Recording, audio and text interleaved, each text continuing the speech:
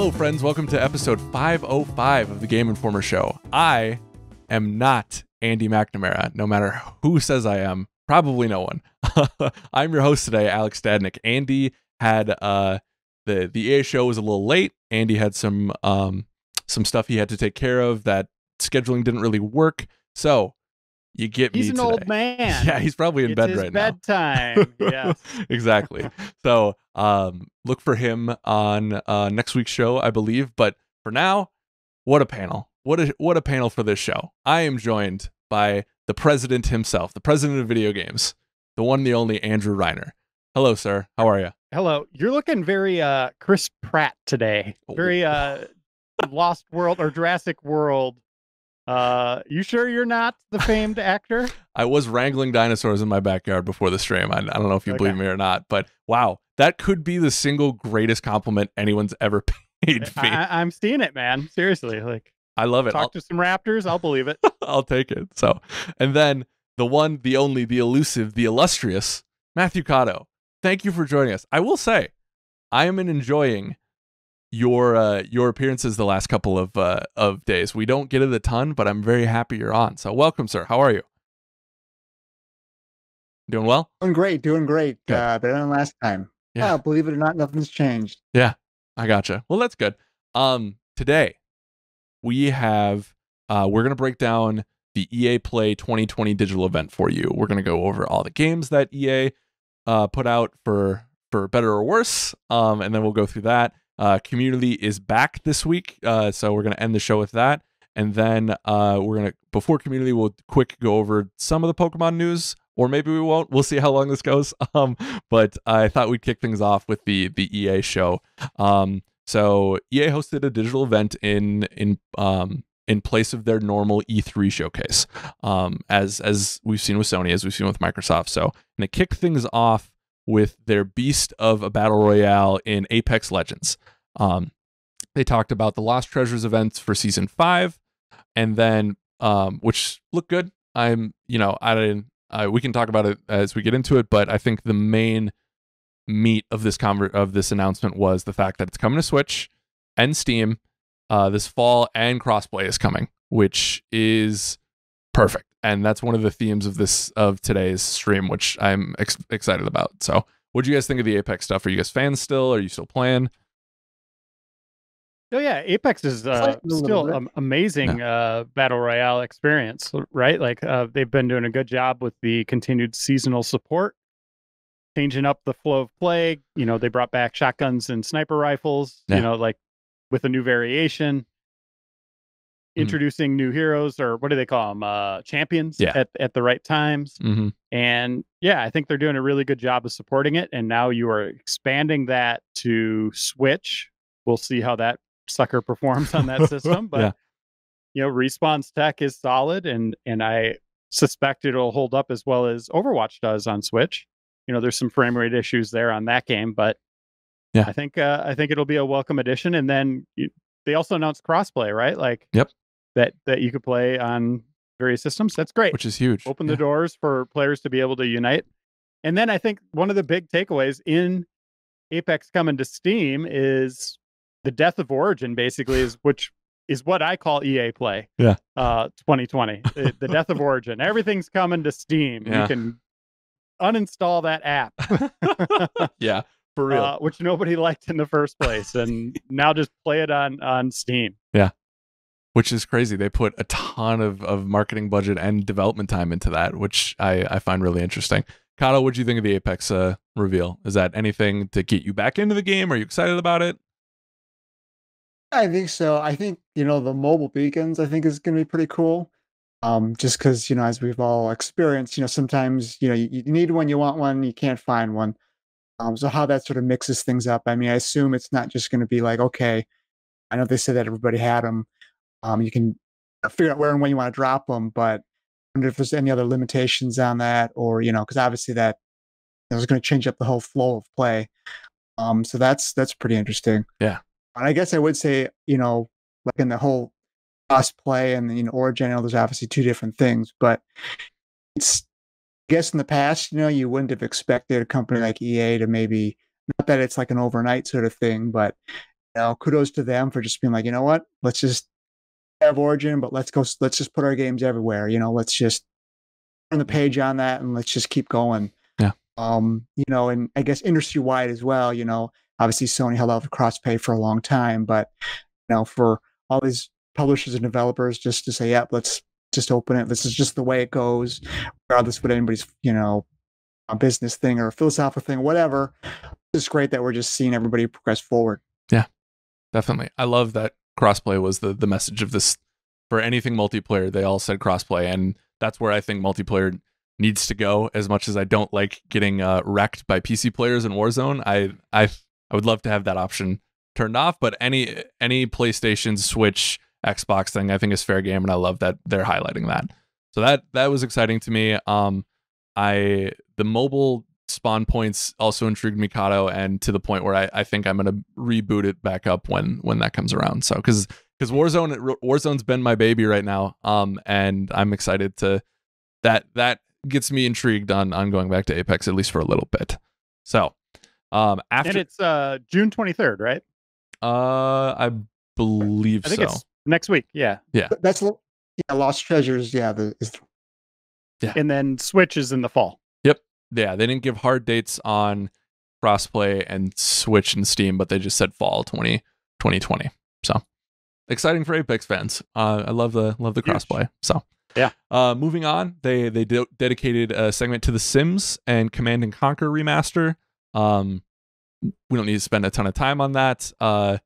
Nothing. I don't know if you guys have anything to say. I liked when they said like remastered in 4K, and then they did the swipe of like regular graphics and then 4K, and you're just like, did they forget to update that? Yeah. Like it looks exactly the same in this stream. Yeah. Like, at 1080p on your stream, it's like, yeah. I don't know what I'm looking at here. Yeah. What are you gonna do? But supposedly it looks better. I don't know. I watched that and I was like, I'm gonna give them the benefit of the doubt and go watch the actual trailer. But yeah, I don't know. Yeah. Yeah. So, but yeah, Sims coming to Steam. Yeah. Great. Origin gone. Yeah. Goodbye, Origin. So, moving on from The Sims, we get to EA Originals, which something I was looking forward to, because I love them indies, and we knew that we were getting something from Hazelight. I don't know if we knew we were going to see the Lost and the Zoink team show what they did, but let's get into it. I like the concept of It Takes Two. Joseph, what's his last name? I apologize. Fares. Joseph Fares' team at Hazelight. Yeah. Pitched very much a Toy Story meets Inside Out in theme co-op adventure game, which sounds great. I would like to see a little bit more, which is kind of another theme of this stream. I would like to see more, but the story that they look to be telling was very intriguing to me. I don't know. How about you guys, Reiner? I was on board with the concept originally, right? Like he's like, okay, here's what it is. It's co-op driven. And then, he's like, then you're on a roller coaster ride into outer space. And I'm like, that's literally what you're showing me. Like a roller coaster going through space. And I was like, I don't know what you're selling me now. Yeah. Like, I don't understand what this is. Yeah. I'm intrigued. A Way Out was a fun game. I like playing that co-op. Mm-hmm. And I like seeing games that are designed with two players in mind, like not just like an added on feature, but it is like kind of its own little genre, and they're trying to explore that space in new ways. So I'll give them the benefit of the doubt there. And, I guess it getting crazy at the end. Cool. Let's see where this ride takes us. So, I'm on board for that. Okay. We'll see. Mr. Kato. Oh, I actually reviewed A Way Out, and I liked it. I wouldn't say I loved it like some people. Nothing horrible about it, but it's interesting that they're going, obviously with brothers and A Way Out. There's the co-op mantra, from the studio, which I think is great. And I think part of the thing with really quickly with A Way Out was great that they're doing the story thing and trying to make a personal connection, but I felt there was kind of a gulf between pure gameplay or like co-op, which is great, like really delivering on the story. Mm-hmm. Those almost felt like tried to cinch them together and make one cohesive thing. I didn't think they made it. My point being is that regardless if we're going into space or whatever crazy adventure we're going out on this next game, it almost feels like it's trying to tighten it up back to the gameplay, which I think could be a really good move. Yeah. And, without having the real world aspect or whatever, and having this cool story with the divorce and stuff, I think that's a great story to tell. Yeah. But having with the dolls and stuff, the more fantastic, just from the get go, I think that could be a pretty good marriage. No pun intended. Actually, that was totally unintentional. But I think it could be a good combination. Yeah, definitely. Cool. Yeah, I'm excited to see what they have to do. Next up was Lost in Random, Zoink's new game, and it was funny on the stream. Reeves and I were talking about the art. We were like, okay, yeah, the concept art looks cool, and things were progressing. And I was like, and I got a little cynical because I was like, they're not going to show the game, are they? Like, this all seems cool, but like, show us something. And then they finally did. So I was like, cynicism be damned. And when they did, that's one of my highlights of the stream, was the fact that I love the Tim Burton Nightmare Before Christmas style that they're going for. It's definitely it's weird in a good way. And I think we saw a brief slice of combat that I thought looked interesting, that I think spoke to me as a gamer, what I'm looking for as a gamer. But that art style really took me, and like I'm excited for what they showed. A couple years ago, EA at EA Play, they had like a roundtable with the guys from Zoink and stuff, and it was kind of interesting that at the time, none of the games had come out, but they were talking about the freedom that EA was going to give them with EA Originals. It's really cool to see, obviously with Haze Light and Joseph talking about swearing and talking about all the stuff that he wants to do with roller coasters and everything. It is cool to see, a game like Lost in Random, and seeing that it does really look like EA's letting these people do what they want to do, regardless of what it looks like. Even like Rocket Arena, I'm sure we'll come to talk about that as well. But it seems like it's really paying off. Yeah, I totally agree. Were you liking what you saw from Lost in Random? Yeah. I mean, like you said, the art style, and then just obviously getting to the gameplay as well. So yeah, I think it's definitely looks really cool. Cool. Reiner, how about you? What do you think? Yeah, I think it's a unique idea, and that's kind of what EA Originals has really done well, is not just make indie games with smaller teams, but take some chances on some different ideas. Unravel. Yarny. We all love Yarny. Yeah, we love Yarny.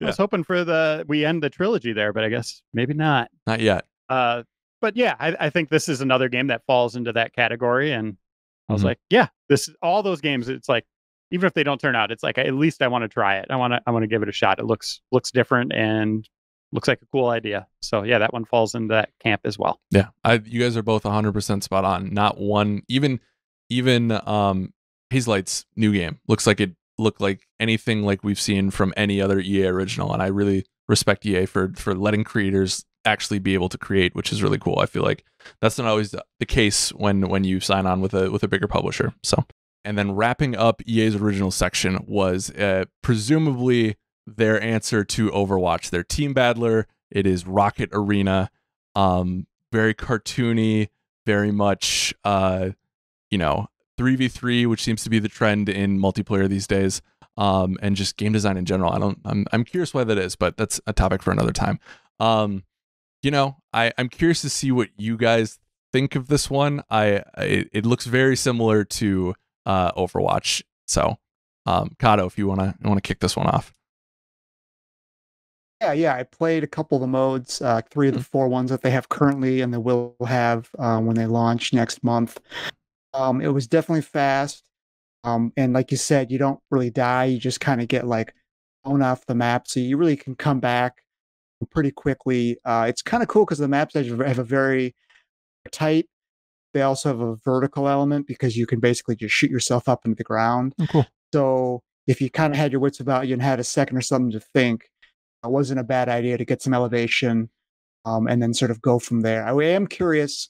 I was playing it with some just random people or whatever, but I'm curious in terms of the team-based aspect and how teams can win, or conversely, splitting your team up, is that going to mean you're going to fail because they have like a capture the flag mode, which obviously the team are involved in that. There's something called treasure run, which has some solo segments where you're just collecting coins, and most of the time they're just collecting. It's kind of team based, but I guess I'm just curious how some of the strategies will evolve and if it will really coalesce into like great 3v3 player, or if it if it's just more if people would just play the kind of the free for all mode. But we'll have to see. Do you feel like after actually playing it, do you feel like it does enough to stand on its own as its own title, or is it going to be compared to the other team battlers that maybe didn't rise as high as something like Overwatch? I don't think it's necessarily as slick as Overwatch, and obviously again with the team stuff, and I would say that the heroes and the characters, they do have different feels and certainly different loadouts and stuff, so that's always good for differentiation. But yeah, I mean, you would never come out and say something's gonna rival Overwatch or kill Overwatch, because that's just such a high bar. But it's like you go and you play it, you get it, you have fun with it. So I think that's a good start. Just have to see. Yeah, for sure. Reiner, as one of the office's biggest Overwatch fans, what do you think of this game? Do you think it's gonna get those comparisons? Do you think they're fair? What do you think? We got Overwatch, and then we got Bleeding Edge, right? Like Bleeding Edge is way off the chart here. Yeah. So I got more of a Bleeding Edge, like kind of vibe on it. But we'll see. We'll have to wait and see. Overwatch is a tough game to go against. Yeah, it really is. Like that's a 10 out of 10 right out of the gates from Blizzard, and according to Game Informer. And I didn't review it, but I would give it the same score. It's my favorite modern game. Yeah. So entering that arena, that's a tall task. But EA, they know sports, they know competition. Yeah. I think they have a vision for it. Let's see it. Yeah. Let's play it. Definitely. So, and to that point too, it's like, if you're gonna do a team battler, which I think there should be more of, like as just with every multiplayer experience, I think there's room for a lot of different voices in that, but don't design your characters so close. Like there was like so many times where I was like, Soldier 76, oh, there's War, like all these different characters, like, oh, there's Farah, like, I would love it to see them kind of push into their own design style.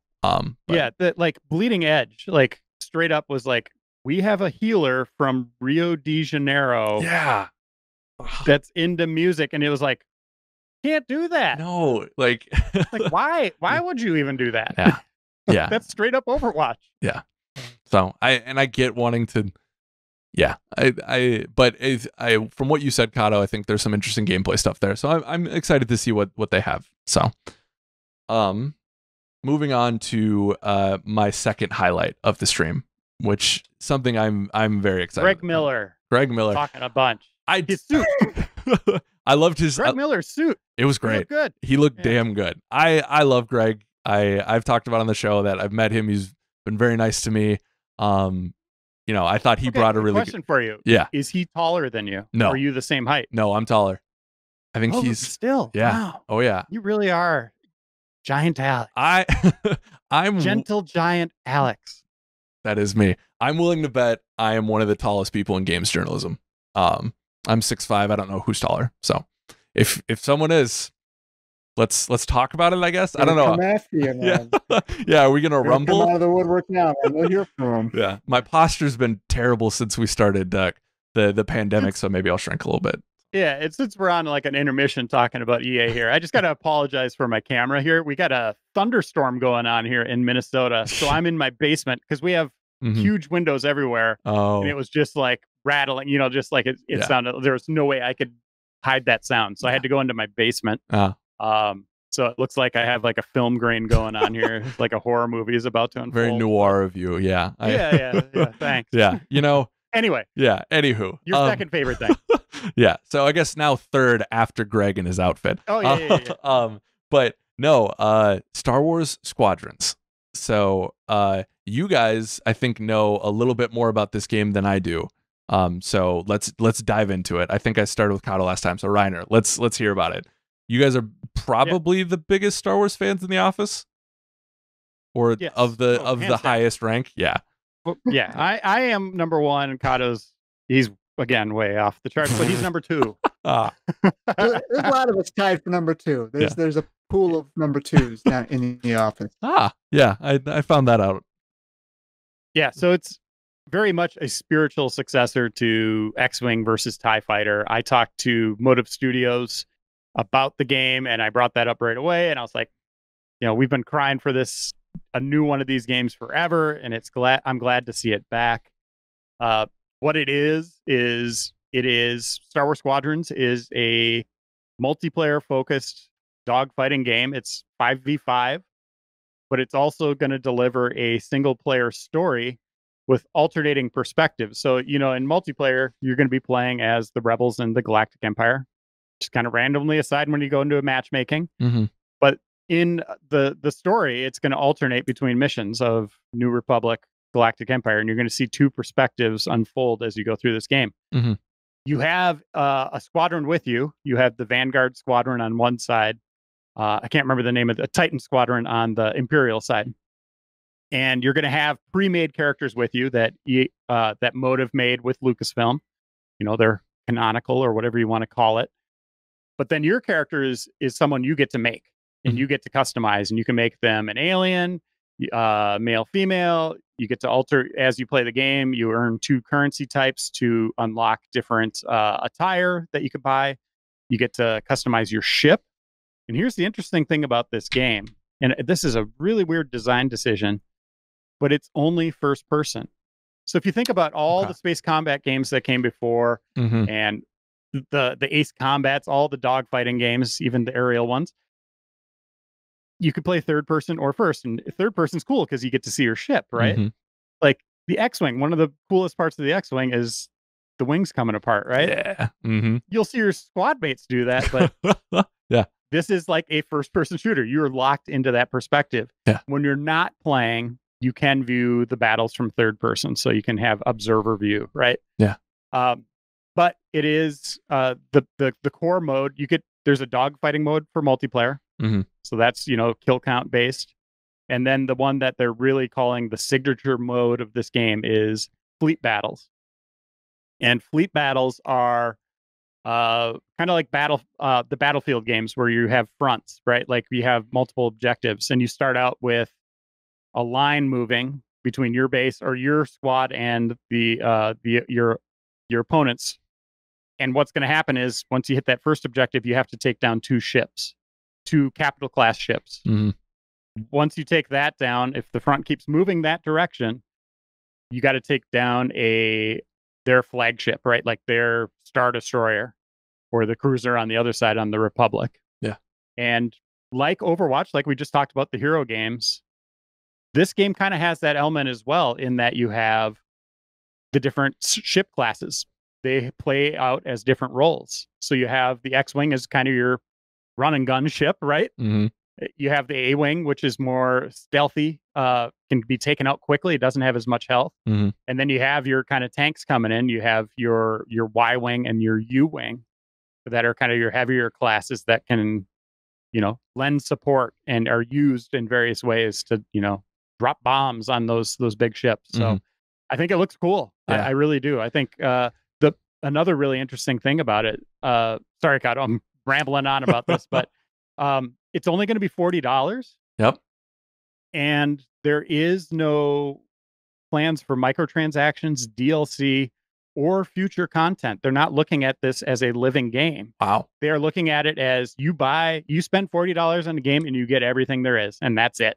Wow. Everything that's in the box, you get it.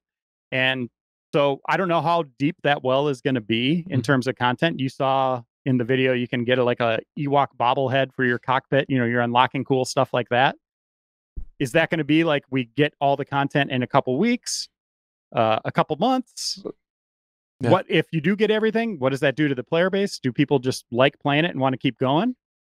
Or will they need to reconsider that living game approach if people really love it and start adding new content? Yeah. but I'm sold. I love the X-Wing TIE Fighter games, and this is a return to form, hopefully. Motive Studios hasn't proven itself yet.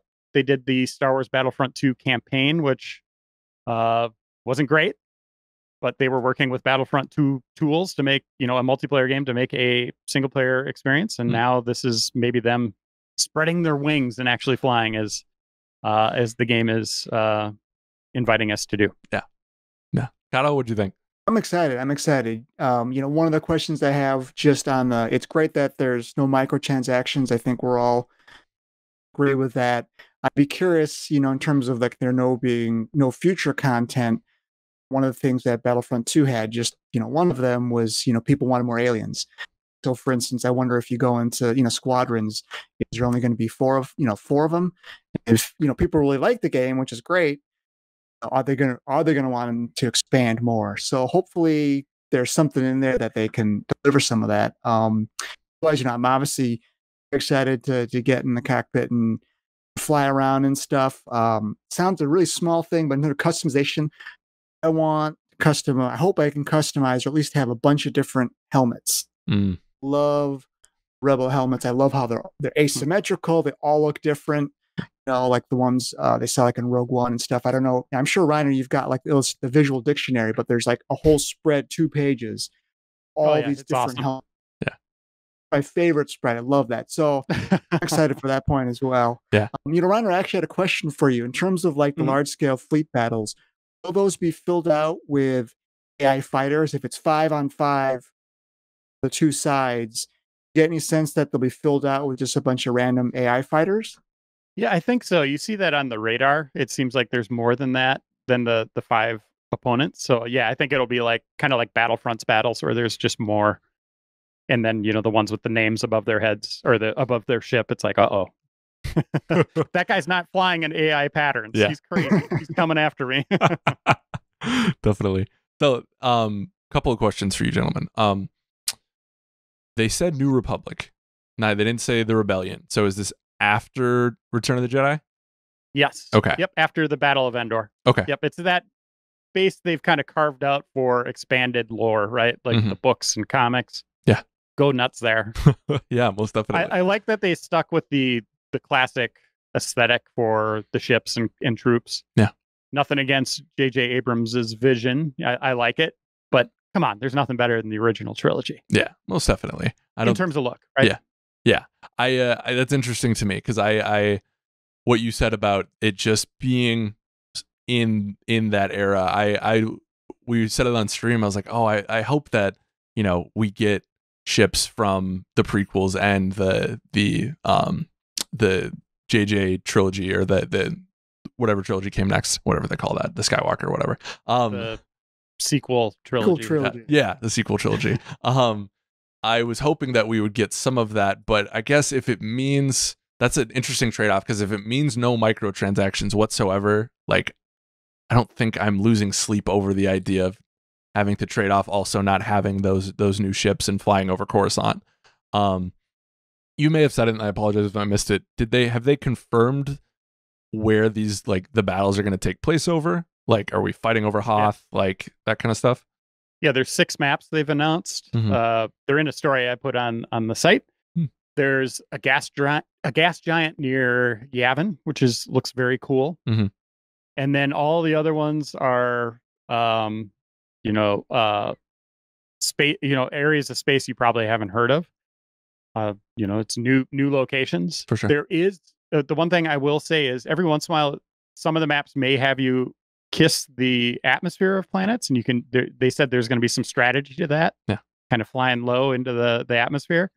You will not get onto the terrestrial area. Like, you cannot get down to the planet's surface on any map. Yeah. So there's no crashing into the ground.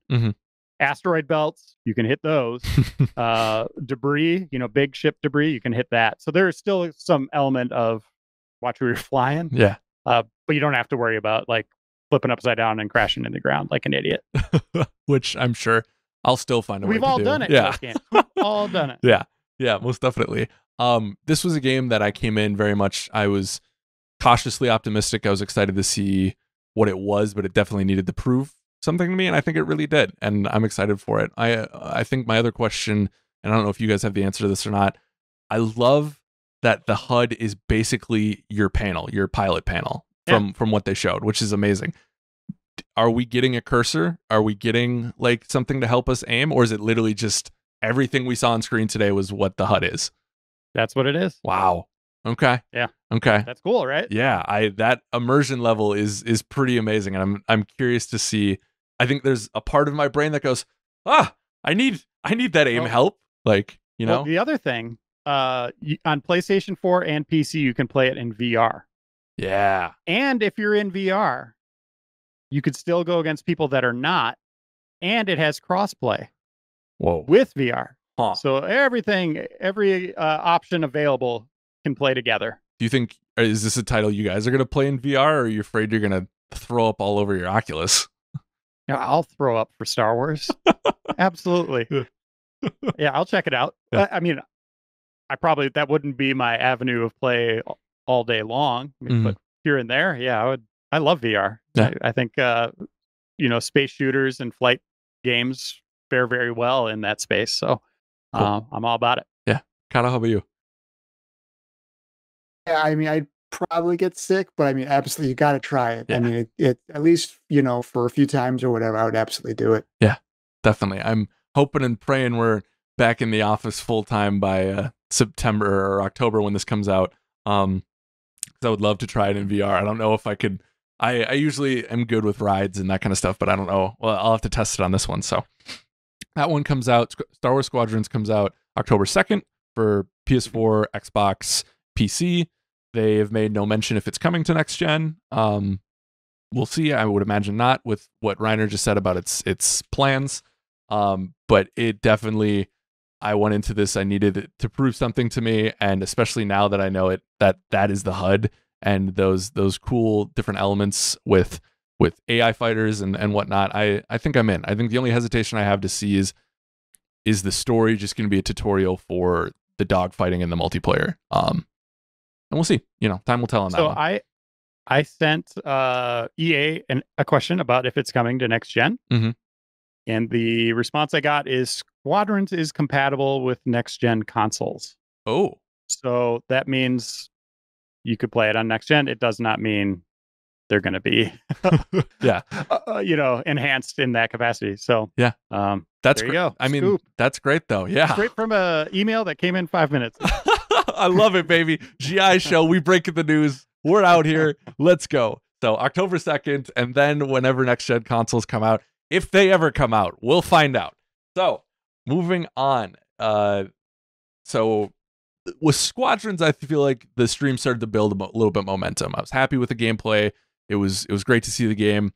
And then the EA Sports came along. And I did like that they didn't, like, there was no, Pele wasn't up there talking for 45 minutes. It was very much quick.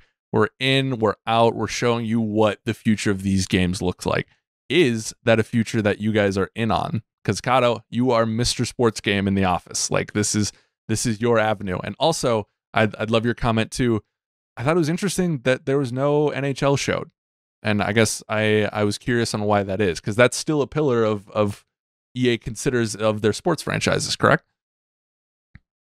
Yes, yeah. Traditionally that doesn't super surprise me. Usually, EA has NHL behind closed doors, where it's it's playable and stuff like that, but it's just not something that they will show off. So that super doesn't surprise me. I mean, I guess you could also bring up like NBA Live, a franchise that is just totally AWOL and it's been delayed and all that sort of stuff.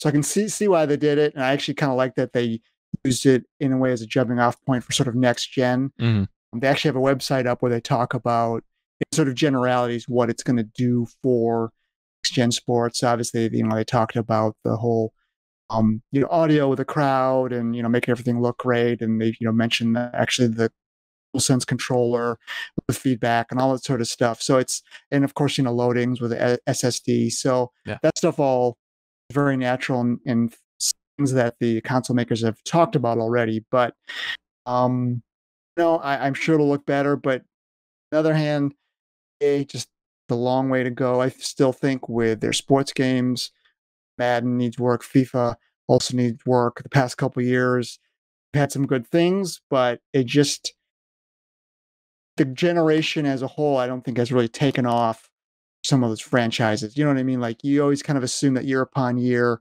and as the generation goes on, things are really going to build, and you're really going to like kind of go out in a high note. We just hasn't happened. So I'm excited for the next gen sports stuff, and certainly what the consoles can maybe do for it. We're just going to have to see, because even things like AI, like it'd be great. The new consoles could really help on the AI front for your teammates and stuff, but that's still a tall task to ask. And as soon as that thing doesn't work, or as soon as your teammates are doing something weird, that's on the ball game, so to speak. Man, you have the wordplay today, and I appreciate it for you. I don't as much. I'm embarrassed. So sorry about that. It's okay. The only thing I would say is, like, when they showed that shot of the crowd, I was like, people can't get that close. Like, this is science fiction. Like, like that's the state of the world now. Like, I'm so used to, like, well, being in my basement now, alone. Like, it's just a weird vision to see, like, as we move forward. But I thought they looked beautiful, and as I kind of echo everything Kato says. Like, I think the SSD speeding up load time, stuff like that will be great. Mm-hmm. I don't know what that does for the games themselves. The pitch or field isn't that big to begin with, but if you make, higher poly characters and higher res worlds and environments, maybe the games get better. I don't know, but fundamentally they just need to improve. Like, what they're offering has gone the wrong way a little bit. Madden was a must buy for me in middle school and the early parts of high school, and then I just felt, and you hit puberty. Like, then I was like, more. What's this? What? What's dating like? What's Halo like? So I would love for them to give me a reason to get back into it. And I moved on to 2K for NBA 2K for a while, and I'd love to bring the Vikings to the Super Bowl for probably the only time in my life. But we'll see if that tech can really boost those games and not make it feel as similar year over year. That's great. I played NHL a lot in high school, so it's like I very much am a sports guy, and I would love for those games to speak to me more than they have. So, but we didn't. I guess for me, I didn't see that today, which I don't think they were trying to show that, at least at this point. They'll have that event later on, but but to Kato's point, they use that as a springboard into, we'll call it an interesting look at next gen, if we could call it that, perhaps. I think I saw a tree from Dragon Age. And then like they hinted, or they showed the destructible buildings like it was Battlefield. But that was kind of, or Medal of Honor. I don't know. Like it reminded me. Was it the original Battlefront where they had that EA or the E3 trailer where it was literally just a tour of the office? Then we got like little teases of it on people's dev screens. Does that sound familiar? Yeah. Or was it the Amy Hennig? We didn't get anything fake, right? Like, at least we didn't get any fake CG trailers or anything like that. Mm-hmm. But for them to go, like, they delayed their press conference until after Sony again, right? And I was like, okay, EA must be showing off some PlayStation 5 games. They have to go after Sony. Yeah. And then we got to this part, and I was like, okay, here it is. Here's why we're after Sony again. And then I was like, you didn't show us anything. Yeah. Are there games that early? That was a big takeaway from this whole show, by the way. It was just kind of like,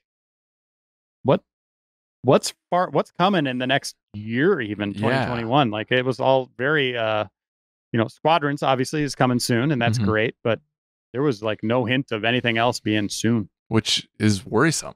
Like, I would have hoped that, like, it's is their plan just to have Apex and the sports games at launch, and then tell everyone that that's it for now, and hope that's enough? I don't know. Or did they just not communicate it well? Where they're at? Yeah. Because I don't know. I think we all knew. I mean, we knew Dragon Age was the thing. They've said as much. We know I think they've said in investor calls, maybe not specifically, but I think we knew that Battlefield was next. Battlefront was 2017, I think. But like, if you don't have anything to show, I guess I'd rather have you not show anything, you know? Kato, what do you think? Yeah. Oh, maybe like in past years, EA would have done something like, Ubisoft. I know they really like to be there at launch and stuff. And certainly, like you said, the fall timing for the sports games makes sense. And they've said that they're going to have those sports games next gen this year. But maybe they're just kind of taking a little different approach and try to take a little bit more time with stuff, because a lot of those launch games, particularly, we know that they sort of straddle generations a lot of times, and sometimes they'll just outright do that. So maybe this is just a little different approach. Yeah. For EA in particular. Yeah, for sure. And there's nothing wrong with that. But I guess I'm like, would those announcements been better on their own Twitch stream? You know what I mean? Like if Apex came out and had 15 minutes to go over everything that's coming, and like The Sims, you know what I mean? Like each of them, I know you're segmenting your audiences and stuff, but I feel like that would hit better than a more casual fan tuning into this thinking, where's Mass Effect? Where's KOTOR? Where's, all these titles where it's like, they're not like, I don't know anyone who would have faulted EA for taking a, like, not an E3 approach. You know what I mean? Or whatever the post E3 world looks like. To your point, when we're talking about, Star Wars being, the big thing, and that's the thing that we're talking about right now, then, okay, that's a generation game. So, it doesn't have that flag on the ground, next gen sort of feel. And hey, maybe that's why they always wanted to go after, I don't know, in some ways after Sony, if they'd gone before and they're still, don't have a lot to show, maybe it looks even worse for them. I don't know. Yeah. Yeah. So, and we have 6 months left in the year. Like, they could still show something. Like, that's the beauty of the post E3 madness is, if they have something to show, maybe they will later, now that it's not sectioned off to this one period of time. But it especially with what we're going to talk about next, it's like, I don't know if it hit the mark. Yep. So speaking of what we're going to talk about next, in I would argue a bigger way than something like Mirror's Edge, and it may be similar to Release the Snyder Cut, the internet spoke. For years they spoke. Leo Vader got down on his hands and knees and said, please give me more Skate. And in a weird way, EA provided. We got the announcement of Skate. Now, yes. Is that Skate 4? Is that something else? What do we know? Do we know anything other than what we saw from the two gentlemen announcing it? The only thing I know is that they could have put that video together that day and announced and came up with the idea that they're making a new Skate game that day. Yeah. There is no, like, they gave us nothing. Just two guys, like, super excited about it, that they get to make a new Skate game. But is it in development? Is it coming in the next 2 years, 3 years? Yeah. Is it just in their brains? They got to figure out what it is at this point. I don't know. Yeah. I'm glad it's back, and I want more Skate. I did just talk to Tony Hawk for an article about Pro Skater 1 and 2 that's going to be in print. Yeah. And his takeaway, I was like, well, what happened to your game? Like, what happened to your game series? Yeah. Like, and he said, well, like, the market got flooded with action sports games. You had wakeboarding, all that stuff. But then what really happened is Skate came along and split the audience in two, and neither game ended up selling enough that neither, team was satisfied with the sales, and it wasn't worth the effort. And along comes Tony Hawk again, and then all of a sudden he's like, Skate's coming back, and I was like, we already made this mistake. Yeah, it's happening again. You just do one at a time. But with Skate might be years from now. Yeah. So, we don't know. So maybe Tony will be fine to come back, and then Skate can screw it all up again. Yeah. I talked to those guys. I talked to both Darren and Cuz, and obviously that they know more about it and they're more into the development cycle than they would tell me, certainly. But I did get the sense that like there's still definitely decisions to be made about that game. I know there was that rumor earlier that it was going to be a mobile game. I mean, they weren't talking platforms or anything, but I mean, I 99.9% that it's going to be a next gen game. Obviously, look at where cannot. it even in this presentation where it fell. Yeah, I mean, you can't end a press conference with one more thing and do that as mobile. Yeah. Oh my god. Yeah. Like I said, there's still decisions to be made, and actually, the woman there, Laura Miele, who does the studios, she coordinates the studios. I think she gave a statement, and she basically said that they'd been working on it for a year, but certainly the idea of it and the concept of it, and certainly thinking about it, is like a multi-year thing. So they've obviously. Darren actually said that the engineers have been keeping up on tech, and they've been sort of put it in the back burner in the sense. Certainly their mind is also just kind of keeping one eye on what's going on and everything. So I'm not going to say that they're going to hitting the ground running, it's going to come out tomorrow or anything like that, because again, I just don't get that sense. But yeah, I think they're going to be ready to go, and I'm super excited. I guess from a press conference perspective, certainly it's kind of like that thing we always make fun of the companies for, where they're being like, yeah, we did this for the fans and we listened to the fans and whatever. But as you were saying, I mean, that people like Leo and stuff, people have really been holding the torch, myself included. Yeah. And so I know they wanted that moment, and I think we can all sort of revel in that. It's just like it's coming back, and that's great. But you're right. I can see why people would just be like, okay, so what else? But I guess for today, we'll just be excited that it's coming back. Yeah, definitely.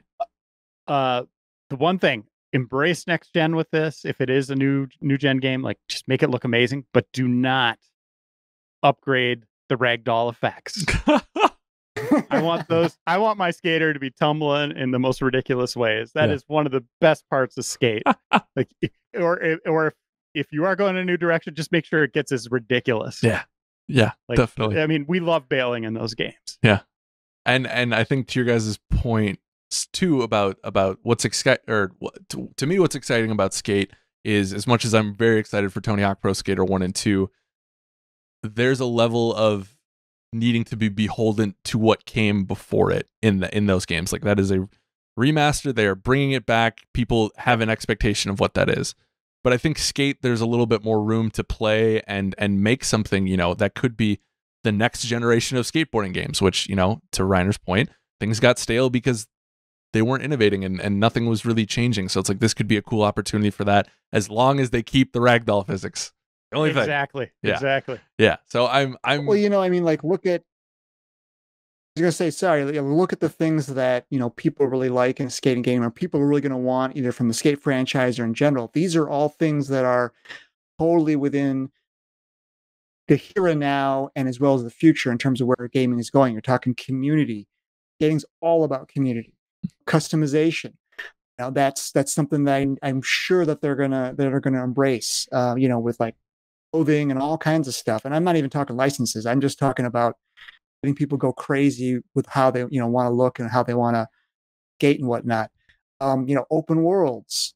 What else? What is better than just getting on your board and just going, just doing whatever you want? Skating some street. Doing a little half pipe here, just going over there. I mean, so those are all things that are like, like, I don't know what Skate is, but I've pretty good feeling that Skate's going to be fit perfectly.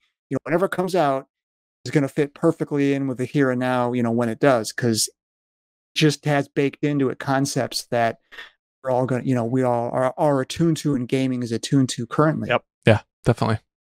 So cool. Well, and just like that, it wraps up the press conference. I want your guys' final thoughts on the show, and then also if you were surprised that something, or you were looking forward to something that wasn't there. I don't know if we want to go that direction or not, but you brought it up. I mean, Mass Effect, Dead Space, Knights of the Old Republic. Yeah. Any EA game that we liked in the past, why wasn't it there? Tears. Yeah. But we could just start talking on the internet about how we really want a new Dead Space, and maybe we'll get it because now we're getting a Skate. Yeah. I would give it a C. I mean, it's the lineup. If you really look at all the little games that they have coming out, the indie stuff, the not little, but the indie games, the sports games, Star Wars, a new one coming this year. Mm-hmm. I have no complaints with any of that stuff. I want to check it all out. I wish I saw more of those games that was real, opposed to sketches of characters and stuff like that. But the press conference vibe, they had their own thing, showing off the talent and people playing the games, and that's EA's style, or has been for the last few years. So I kind of expected that again, and we got it. Mm-hmm. So yeah, it was okay. It's good games to look forward to. Yeah, Kato. I'd maybe go just a titch higher, C+.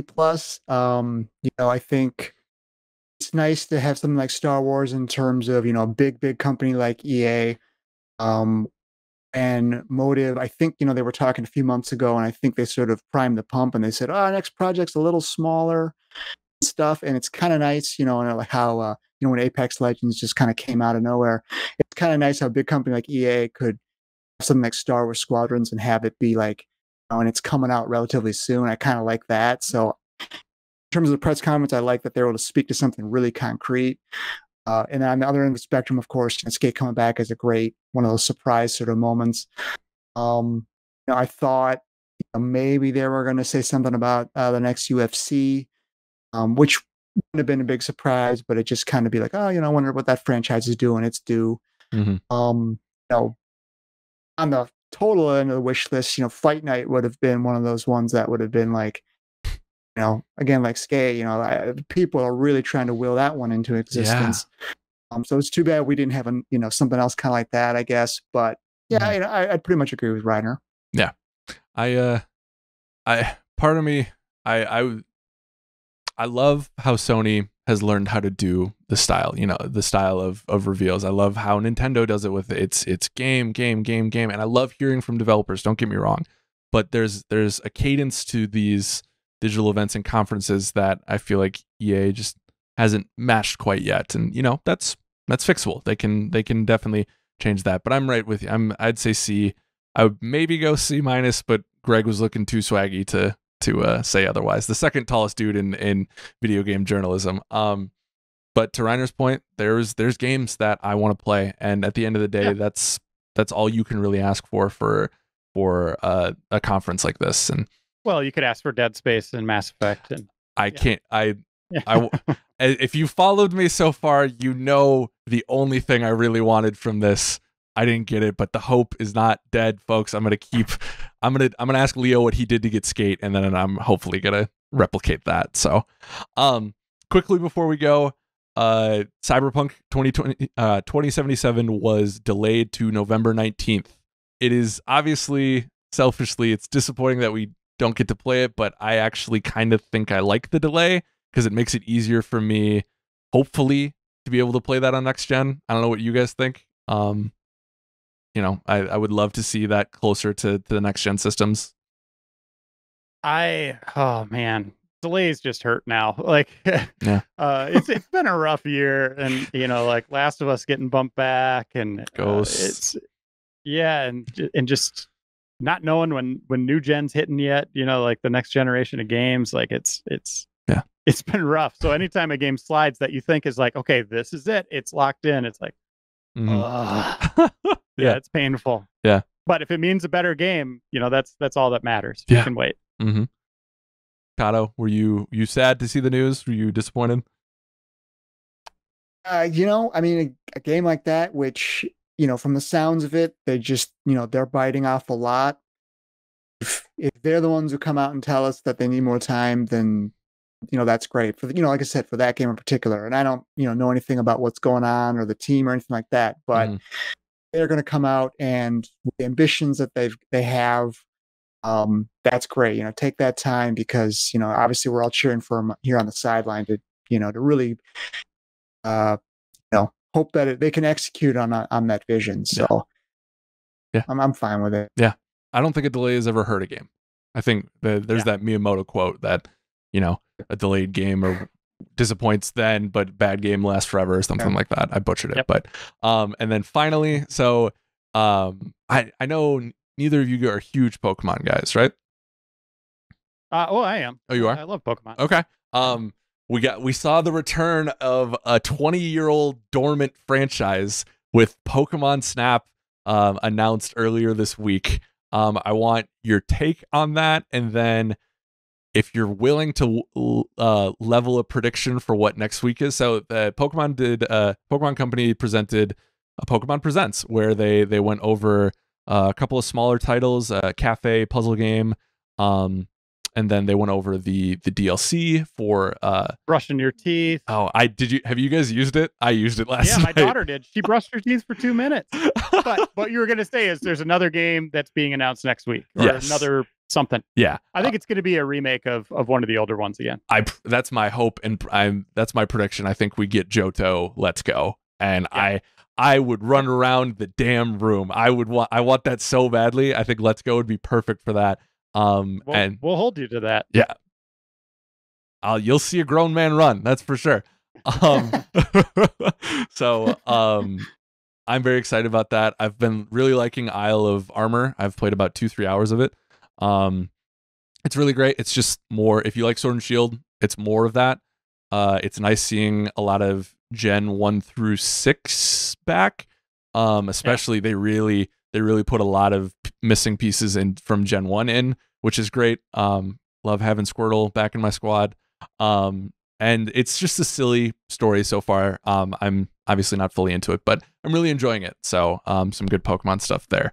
But yeah, please give me Let's Go Gen 2. That would be wonderful. Yeah, and Snap, to your original point before I stepped all over it. Snap is people have wanted that since N64, a sequel, or even just being able to catch all 151, right? Like, or take pictures of all 51 from that original gen.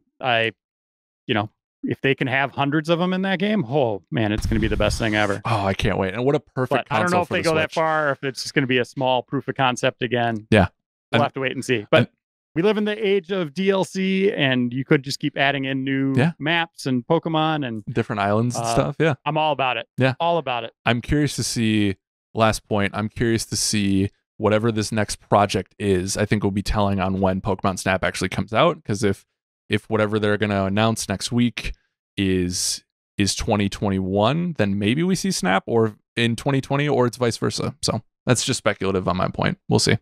Or maybe everything will get delayed and we'll just continue to be sad. Ladies, but so much good stuff going on in Pokemon. That's the big takeaway. Yes, I can't wait to brush my teeth with Charizard or Charmander on my head tonight. Yeah, I mean, you're the Squirtle guy. Just put him on your head. You're good to go. Most definitely. Mr. Kato, Mr. Reiner, thank you so much for staying up late with me. I appreciate it. We have a return of community emails coming right up. Thank you for joining us. As always, you can find all of our stuff at GameInformer.com and our YouTube page, youtube.com/GameInformer. We're creating some awesome stuff. Like the Last of Us video review went up. Our watch-alongs have been great. We're creating some dope content. And if you're already watching, thank you so much for supporting us. Thank you to everyone who donated. I say it later on, but thank you so much to everyone who donated in our NAACP stream on Monday. We raised $6,070, and originally our goal was $2,500. Thank you so much. I cannot tell you how much I appreciate it. We put a lot of work into that, and I'm so happy how it turned out. We love you guys. Thank you so much. We'll be right back.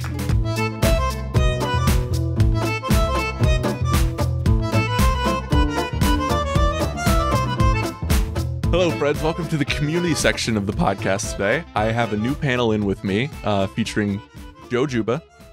Hello. Hello. Jeff Cork. Hello. And Ben Reeves. Good. Hi. Gentlemen, it's good to see you.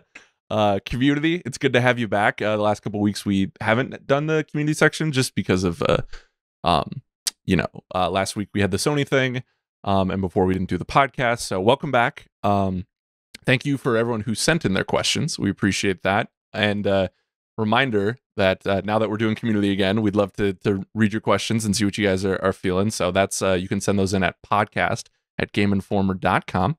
So, but Alex, what kinds of questions or things should people send in? Oh, Well, let me tell you, Joe. Some of the more fun things for us have been the games that you guys have been sending in, like Kiss, Marry, Kill. They've done like a deathmatch style type of like one versus the other. That was fun. We had the Do we still do GI Town stuff? Andy retired it, so I think we're staying away from it for now. That's so. good. GI Town, population full. Yeah, stay out. Yeah, it was good while it lasted. We could do some Would You Rather, maybe. That'd be fun. Would you rather would be good. I don't want to say, but the your point job is send in games. Yeah. The point is questions, comments, games, dares, whatever. Dreams. Yeah, especially your dreams. We may crush them live on air. You never know. But yeah, all that kind of stuff has been really good, and the questions that we're going to read today. So we'll just kick it right off. So to whom it may concern, if this reaches Agent Andy McNamara, Agent McNamara. I see. I have a case that might be interesting for you. There have been several occasions upon listening to the podcast when someone has mentioned a classic game that everyone has typically played, and I have to confess, I add it to the list of the games I've never played. Same. I feel you on that. Whole Gauntlet incident, still getting over it. Your mission, should you choose to accept it, is helping me decide which games off this list I should play first. From the expansive list of must-play games I've never played, here is my selection. If anyone can help direct me through this mess I've gotten myself into, I know it's you, Agent McNamara. Luckily for you, he's not here, so we're going to fill in for it. So here are the games that he listed. He has not played Castlevania, Mega Man, Assassin's Creed, Legend of Zelda, Halo, Gears of War, Pokemon, Tomb Raider, and Metroid. So basically, the entire list of games. classic games. Franchises. Those are franchises. Yeah. Yeah. And he says, note, I have not played any games of the following franchises. So he's completely clean on all of them. So, and that is from Adam in Holland, Michigan. Adam. Okay. Let's get you gaming. Well, Adam, welcome to gaming. It's nice to know that you started in the last 2 months. Your first game? Like, what has he played? Fortnite? Yeah, I'm curious to actually hear what he's played. I suppose we should be kind, not me. Adam went to the trouble to email us and ask for advice. So I'll be kind. Go play some Metroid. That's a great series. You could start with Super Metroid. It still holds up. It's still amazing. No. Okay. Start with the first Metroid. Oh, well, I at least play it for like 15 minutes and then fold into Super Metroid. Sure, that's fair. You could start. You know what? Don't expect to have to beat it before you move on, because that you could love it and want to beat it, but you might not. But Super Metroid is great, and I think that's the answer that Andy would give you. Yeah, probably. And I think a good place to start would be pick up the SNES Classic Edition, because on that you can get that has Super Metroid, which is amazing. Yep. It has other things he missed, like A Link to the Past, which I think is still my favorite Zelda game. Yeah. Got Super Castlevania on it. Yeah, Super Castlevania. Oh, Mega Man X. Yeah. Sorry, go ahead. Great. Yeah, I'd recommend for Castlevania. I think that would be my recommendation, and I would start with the first one. That one still holds up very well, and then like move on sequentially from there. For sure. The end. So it's also tricky for questions like this to turn everything into like a history lesson. That's what I was going to say. If you're not super into old 16-bit games, maybe it's hard to appreciate games like Zelda or Mega Man X or whatever. Yeah. So for the more modern stuff, I think that you can get that Assassin's Creed is a great place to start. It's one of my personal favorite series, but I think what you've got there is a series that has intersections of a lot of things I like from a lot of different series. It's, like open world stuff. It's got RPG elements to it. It's got like cool combat in most of the installments of it. Plus it's got that gorgeous historical detailed environment, sort of almost like you're taking a vacation in time and space to visit some of these places. So is there a specific Syndicate? Is that what you'd recommend, Joe? Or would you recommend like Odyssey? Oh, it's so hard for a first timer. I mean, I guess if you haven't played any Assassin's Creed before, you should probably start with Odyssey.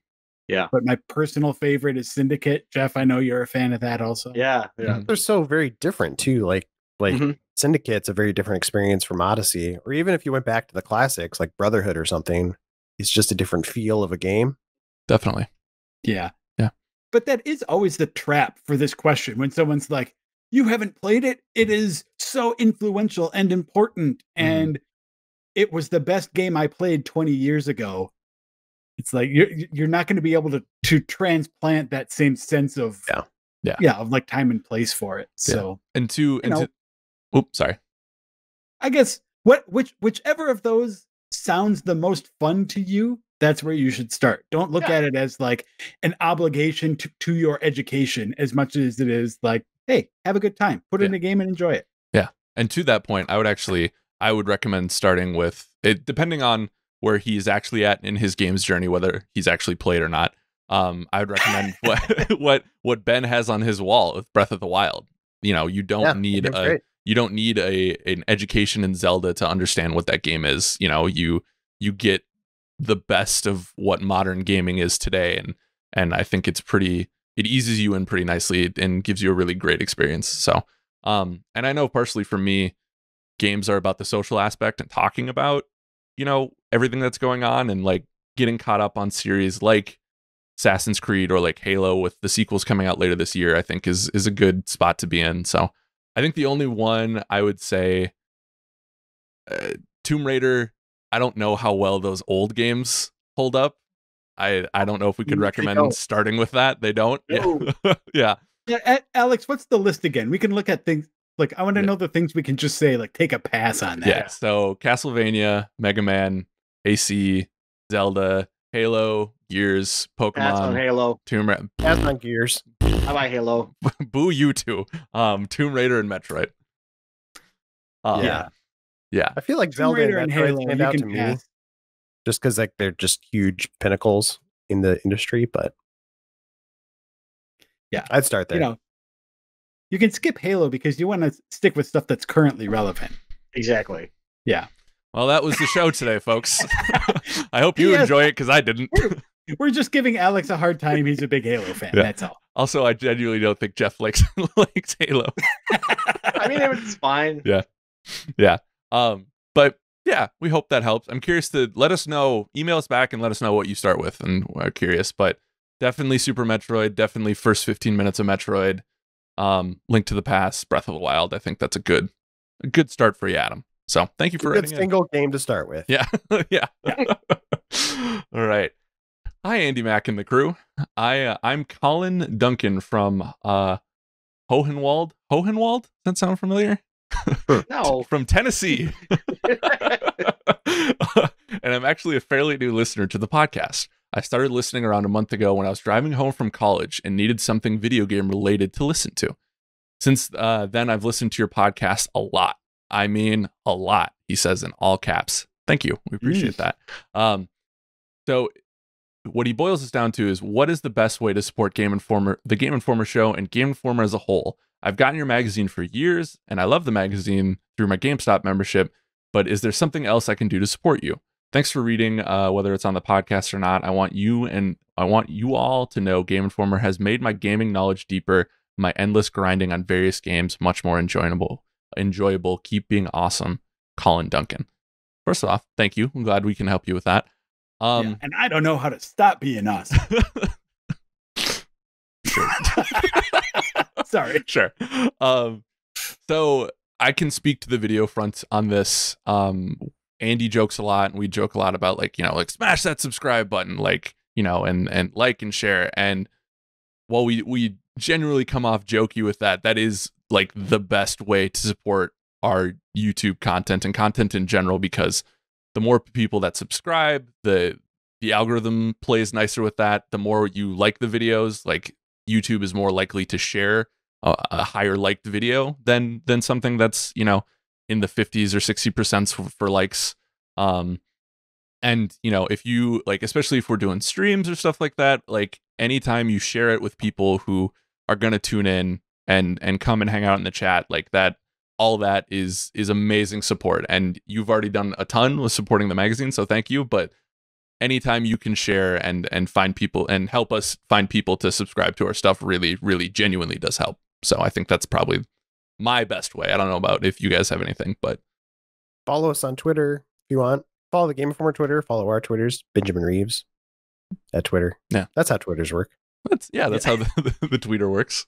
Buy my book, Kill Screen. Yeah, I think a lot of it is just like part of the reason we're able to do what we do is because we have an awesome engaged community. So I think as much as you can do to become a part of that, like Alex said, like subscribing to stuff like that helps on a mechanical level, but then it's also just fun to chat with people on social media, in the streams, to have those followers on Twitter, like respond to questions, all of that stuff. I think helps us do what we do and makes what we do better. Yeah, definitely. And to that point too, go look at, if you're not already in it, go to the Overblood Facebook group that we have.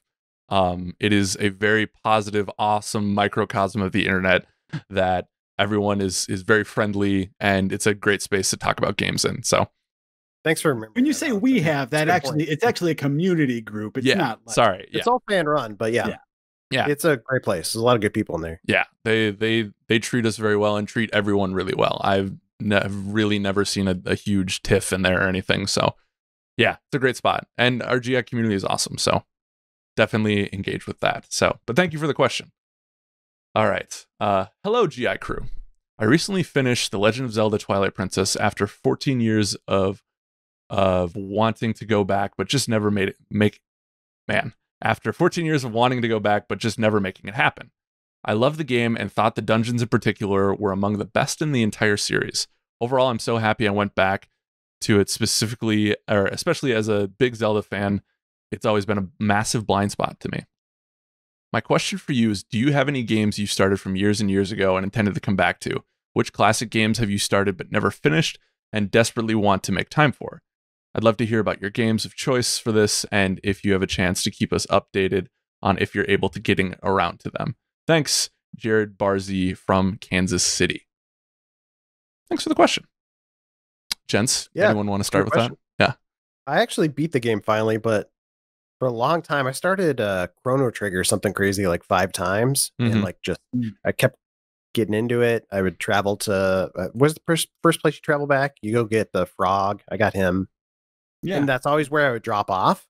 And then it's like an hour into the game. I know. Like, but did it get, like, it gets harder too. Cause like you start up the next time and you're like, oh yeah, I remember this. And your enthusiasm dips pretty quick if you've like played that section already. So I finally got over the hump like 2 years ago and beat the game, which I was happy about. It's a good game. Worth checking out. Answer.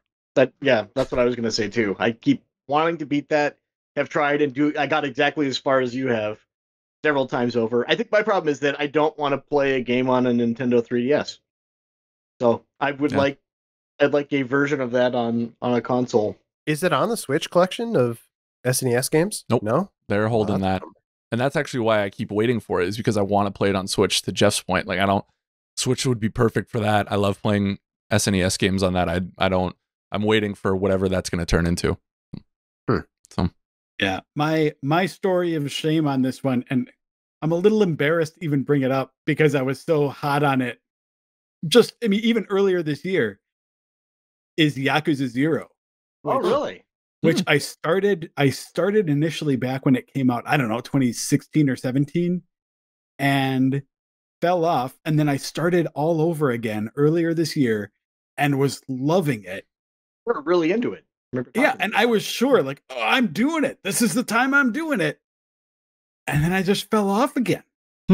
It's like, that now makes it the second time that I have spent like more than 10 hours with this game. And for some reason, like, I still want to do it. I still plan on going back to it. I still have, right here, I still have the printout that I made of all of the different side quests that I can cross off as I do them. Like, it's right here by all my gaming stuff. Next to your other chore list.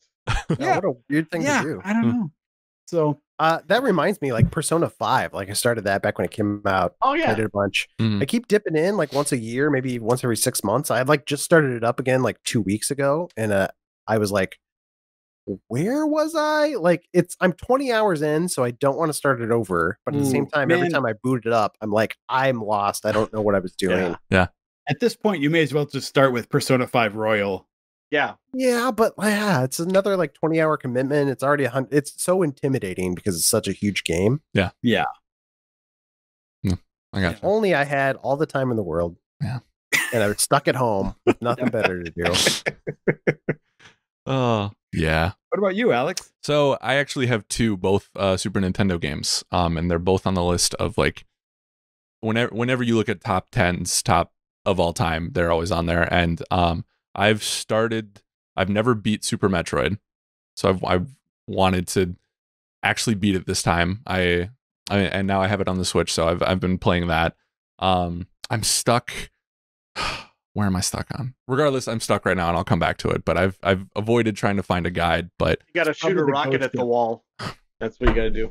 Yeah. This is why I need. Do you have to run really fast? Do you have to run really fast, then duck and like jump high? I did. I don't think I've done that. I've done the run really fast to get through the doors thing, but I'm pretty close to right over there. I just got like the fire suit, so I can go into like the molten sections. That's what it's called. Yeah. But then I also Final Fantasy VI. When I first got the SNES Classic, that was one of the first ones I jumped into, and I got about 3 hours in, but forgot about how bad save systems were back in the day, and I got super like another hour or two into it, failed, and then it sent me back all the way, and I was like, oh boy. So I save states on that. Like if you're playing on the no. Yes. Are you playing it on the Switch though? Yeah, you could do a save. You don't have to like play by the rules of the save game. Oh yeah, no, I know, and I just didn't, and it was me. I was the fool in this case. So it just, but I was like, oh, that's a lot, and then so I've been meaning to get back to that. Especially, I loved Final Fantasy VII Remake this year, and I've been meaning to get back to that. It just hasn't happened yet, but. Now, I'm not gonna guilt you here, Alex, because everyone has holes in their in their gaming history. I knew this was coming. But you have mentioned two of my very favorite games of all time, and I would contend that Super Metroid and Final Fantasy VI are two of what maybe only a handful of games that I would say are like those are perfect games. Yeah. But again, like we were saying before, if you didn't grow up with them, then I don't know if that. What's the point? Yeah, if that translates, but yeah, I don't think you can call yourself a gamer if you haven't played them. Personally, fair, fake gamer boy. I would also like to point out, I think I was in diapers when they were both out, so neither here nor there. Yeah, I'm surprised you even existed. Yeah, yeah.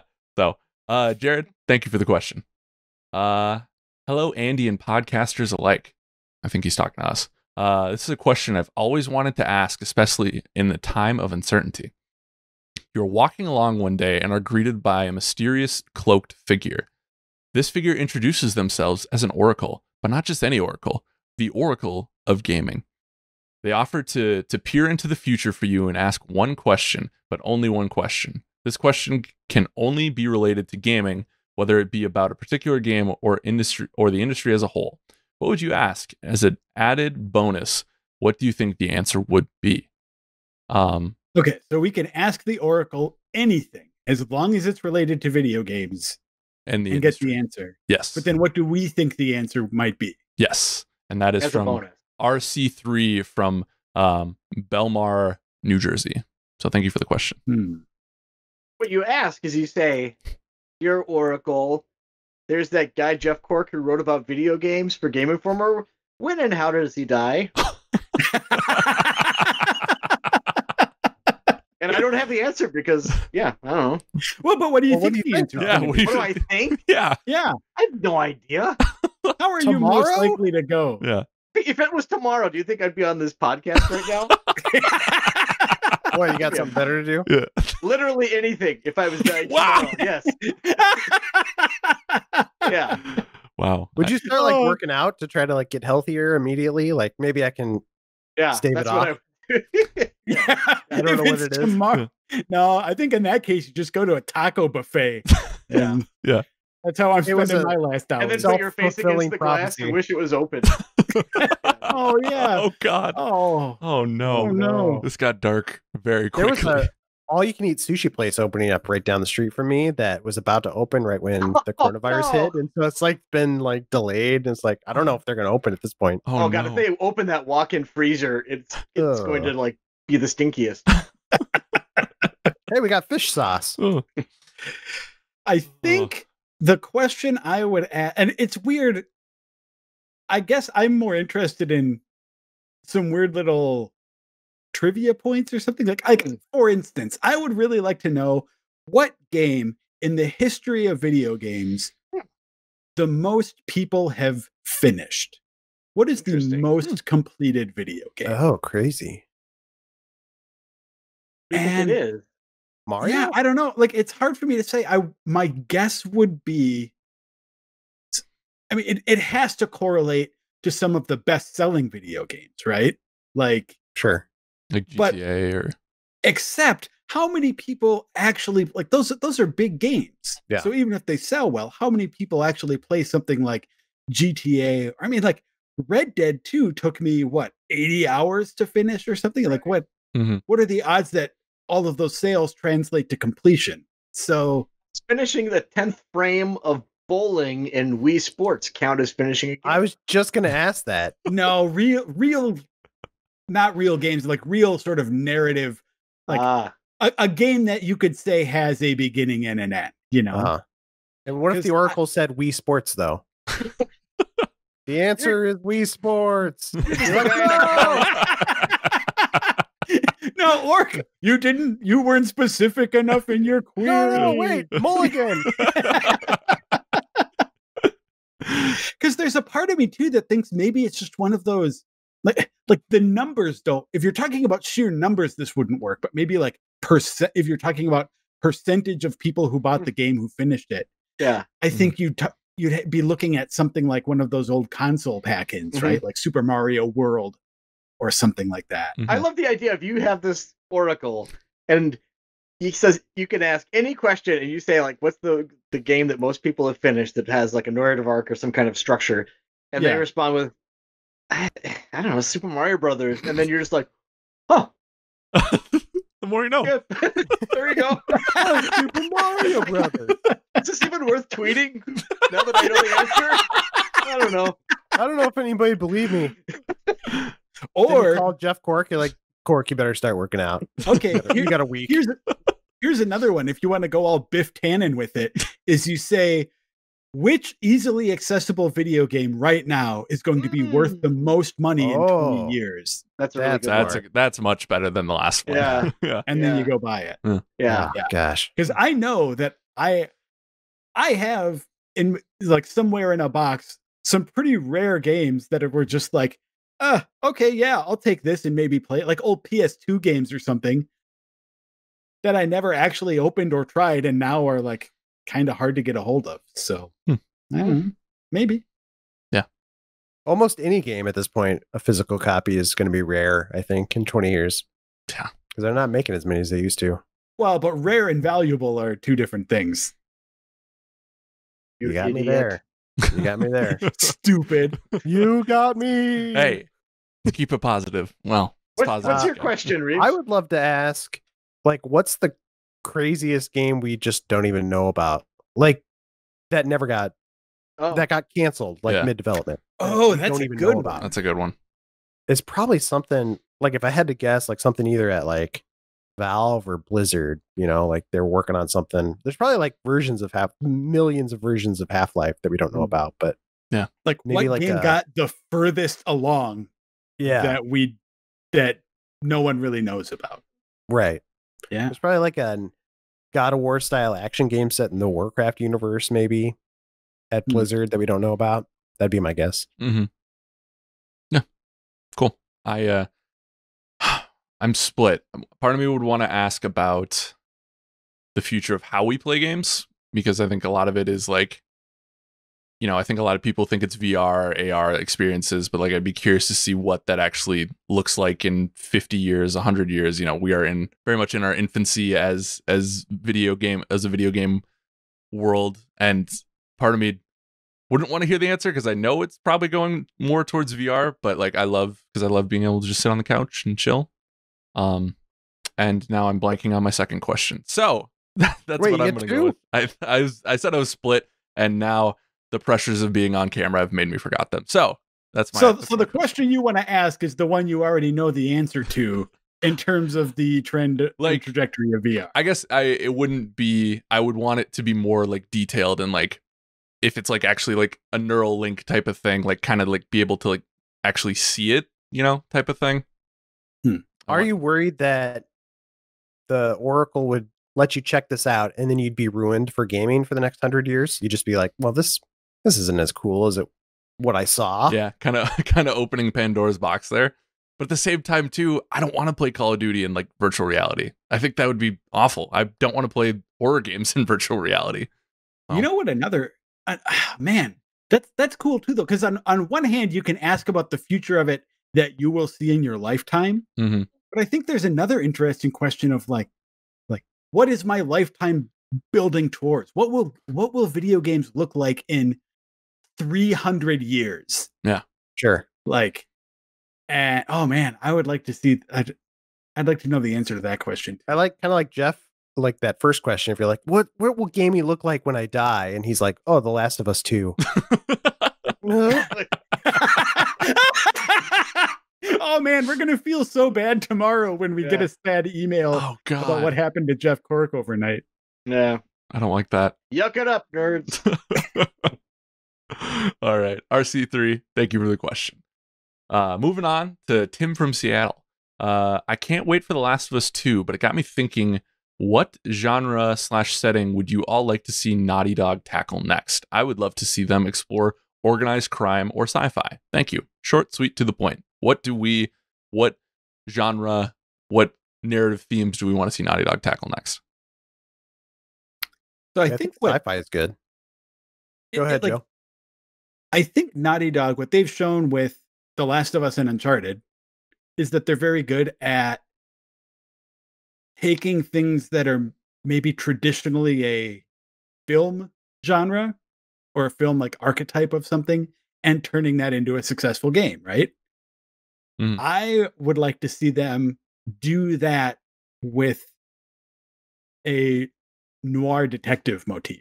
Oh, you stole my answer. Oh, really? I didn't think anybody else would say that. I'm sorry. You shouldn't have let me go ahead. You should have talked right over me. Well, noir detective. I think they could do a really good job. Wow, good answer, man. Yeah. I think that's something that would suit its. And I don't just mean this isn't anything against Rockstar's LA Noir, but I think that's something that Naughty Dog could do very well with like a more like stylized visual approach to it, and with their skill with environmental storytelling and being able to sort of pick up clues and stuff that way, and characters, and especially as I'm not going to say anything about it for spoiler concerns, but as we see in The Last of Us 2, they have a real skill for taking characters in ways that you don't necessarily expect. So yeah. Jeff, I got nothing for this one, honestly. Yeah. Let them do whatever they want. Yeah, for real. Try an open world and it will never be finished. Yeah. As I'm trying to like scramble for another idea, just like I don't even know how you would describe this like concept or like the genre, but like tongue-in-cheek, playful, paranormal, something like in the style of Ghostbusters. Like how would you describe that? It's like not really horror, but it is like I think Ghostbusters is a pretty good that paints a picture pretty quick. Yeah. So like something like that would be like a cool little. Their take on that would be something I would get into. Yeah, definitely. They're really good with banter between characters and stuff. That's really well suited for that, I think. Yeah, and to you guys' point there, he listed sci-fi. I think sci-fi would be great, but I think, especially if we're thinking like more licensed stuff, I think they could make one hell of a Star Wars game. Because I think that banter would be key. They know how to be serious when they need to be serious, but then also like that banter, like Joe said, is so good And I think that hits a lot of really interesting stuff that studio could do with it. And that's why I think everyone was excited when they announced Amy Hennig was doing a Star Wars game, because we almost got that. Yeah. And then we didn't. And maybe that's the answer to your question for the Oracle, Ben. There you go. Oh yeah. Can I play Amy Hennig's Star Wars game? No. I think this is less a setting or genre, but I would like to see them make something where your primary interaction with other characters isn't murdering them, because like the light, playful banter that you guys have talked about, they excel at that and making like moments between characters. And I would love to see like high stakes drama that doesn't involve the death of another person. I think that's something that's always like interests me in games, because I think that like killing stuff is just the easiest cop out way of interacting. And I would love to see like a really sprawling epic story that has the same kind of like dramatic arc that our like actual lives take, which is significantly smaller than you may or may not want to play in a game. But I think it would be interesting and fun to like have something more grounded. Yeah, like, when was the last time you killed somebody? Like seriously, and it's ridiculous. So something new. How do you see that done well? Like, do you have any good examples of like, here's the best game I've ever played that doesn't involve killing? Just go I guess you could say something like, well, Journey, you know, you're not killing anything. Firewatch, or like Chibi Robo, but I mean, you're like defeating enemies. I'm not saying that there needs to be some like, you know, namby-pamby peacenik game or anything like that. But I mean, they could have conflict and interesting ways of resolving it. Like, punch somebody in the nose. I mean, Disco Elysium is a CRPG without a combat system. Yeah, that's a good one. You know? Yeah. And Jeff, I don't think your point, like, I don't think that's as outlandish as it seems at first, because when you think back to Naughty Dog's games, the stuff that people remember, the stuff that people talk about for those games are always external to the sort of nuts and bolts gameplay mechanics of it, right? Yeah. When you talk about what people love about Uncharted, what people love about The Last of Us, they're not saying, I really love the way the cover system works and the weapons that you find, and it's always the characters. I think that for those games, there's got to be a way to sort of like excise that combat element and still retain and still have 95% of the power that those games still carry. Yeah. But I wonder how much of that just comes down to like audience expectations. How much when players are playing a game, how much are they like, well, here I'm an action hero, so I need to shoot a bunch of guys coming out of this guy closet. Maybe the character goes to bed and has some dumb, violent dream, and then they wake up and they're like, well, that was a dumb, violent dream. Back to my life. Yeah. Now I just want Naughty Dog to do in the Valley of the Gods. Just take over. It's not going anywhere at Valve, at least right now. But they could. I like the idea of walking simulator for them. All right. Thank you, Tim. Moving on. Hi, GI. So after all your Last of Us talk, I pre-ordered the game and dusted off the original to play again. I went through the intro sequence and sat back feeling so demoralized, I actually thought about packing the game away. I didn't know if I could do this experience again. Don't get me wrong, I love this game and think it's one of the best examples of storytelling in gaming. However, it's so heavy and Joel's daughter hits real close to home. So my question is this. Have you ever had experiences like this, whether it be with a replay or a new game, where you didn't know if you could face this experience? Keep doing what you do. It's appreciated. Michael from Australia. Thank you, Michael. Thoughts? I just think recently Kingdom Hearts was the one that I just couldn't make it through. Like I really too much because of the heavy themes and that. Too much. I just hated every moment of it. Oh no! Yeah, it's just Donald and Goofy are just really heartrending. Donald. Alex, you're too good at that, man. Yeah, man. It's kind of been a calling in life. So, but Jeff, what were you saying? I was gonna say I just recently played through The Last of Us, you know, in preparation for the sequel, and yeah, it still holds up, and like it's the emotional weight of it. You know, it's easy. It is a tough play in a lot of times, but I think it's I'm trying to think of like more to his question. I don't know that there are any games that I have a hard time playing or revisiting because they're heavy. I think that. Yeah, I don't know. Okay. I don't have one that's hard because of its heaviness, but I had to put down Fatal Frame 2 because it was just too scary for me. Too spooky. It was like I can't play this. I can't handle this. Yeah. It was too much. Yeah. Did you ever go back to it, or were you just done? No. I tried to play. I played the first hour of Fatal Frame 2 like 3 times, and each time got to about the same spot and was like, nope, I just can't do it. And I even like I like horror movies. I like horror games. I don't know what it is about specifically Fatal Frame's formula that just is not something I can do. It's the way that you are basically courting a terrifying jump scare because you know it's coming, and like the way that you're like switching the perspective to like get all in my face, you spooky ghost. Yeah. That's been at least what I've had a problem. That game needs more Slimer. It needs more Slimer. It really needs. Yeah. Every game needs more Slimer. Yeah. It's interesting too. This is like I think it's semi-related. I think that with The Last of Us, my reservations about revisiting it were less about like the subject matter and more about just like how long is this game? I remember playing it for quite a while. Unfortunately, like I was very thorough in my playthrough, but it was still a relatively quick experience. And then I'm looking ahead to like all these other games, and I'm like, oh man, I want to, this new Horizon game is going to be super great. I should go back and refresh my memory with that. But like, it is not like a movie where the sequel comes out and you're like, oh, I should watch that. I'll spend part of an evening just to catch up with all that, before the sequel comes out. It is a real time investment, especially with sequels taking so much longer after that initial game because game development is so complicated now. But it's asking a lot of audiences to be like, we're going to have a lot of interesting references that you might not pick up on, which is why I went back to the Last of Us in the first place too. But like Horizon, I mean, I spent so much time on that one that it's like, I don't know that I have it in me to do that again. I mean, it was such a great experience, but good Lord. Yeah. Man, before Metal Gear Solid 4 came out, I went back and played the entire series, like the old the MSX games. Wow. Oh, wow. Then Metal Gear Solid, Solid 2, and Solid 3, all in preparation for it. And that project took me, I mean, I don't know. I feel like I was doing that for about a month. Mm-hmm. I mean, like you said, it's not like, oh, a new Marvel movie is going to come out. I'm just going to go watch a handful of the previous ones. Yeah.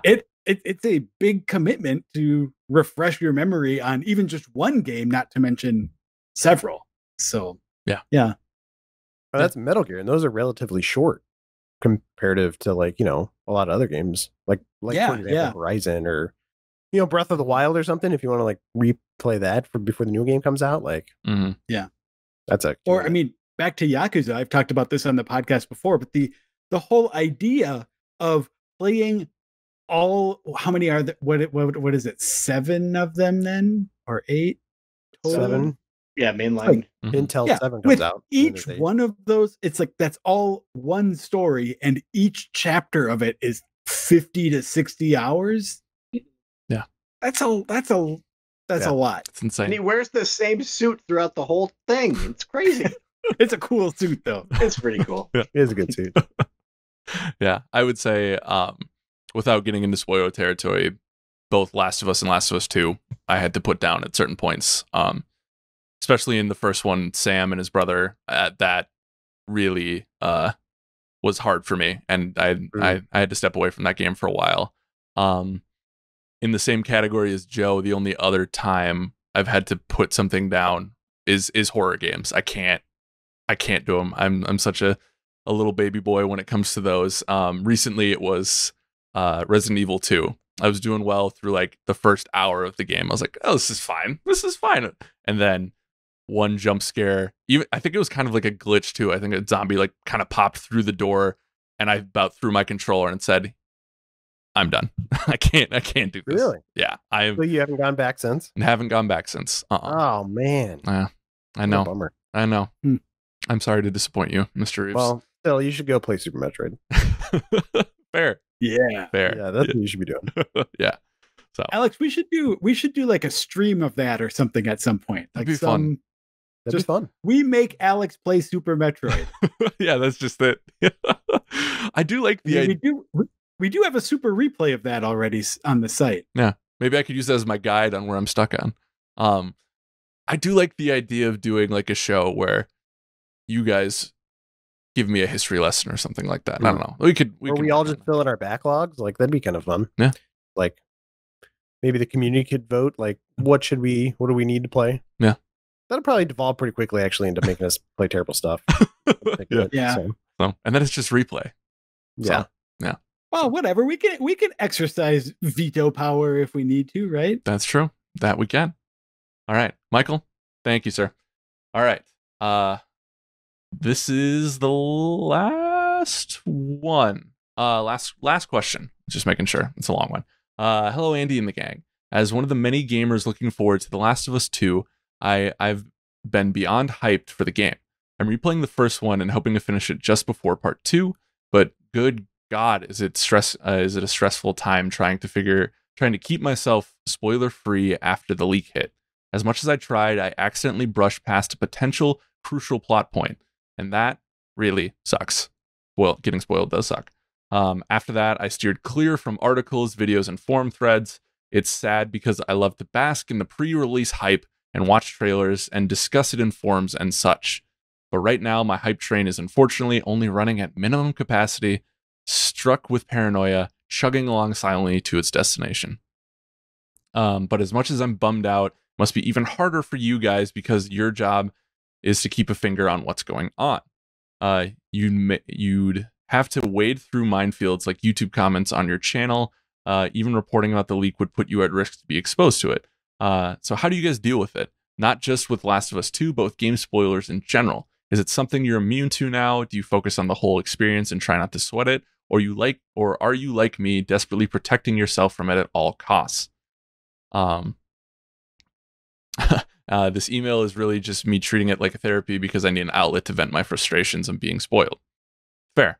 As far from Malaysia, says thank you for the good times and confirming my weekends with the podcast. And he says, yes, you have listeners / readers on the other side of the world. Take care and stay safe. That's awesome. I will say though, Joe. What, Jeff? I was going to say, I was secretly hoping that the person's name was a spoiler for The Last of Us Part 2. But, oh, well.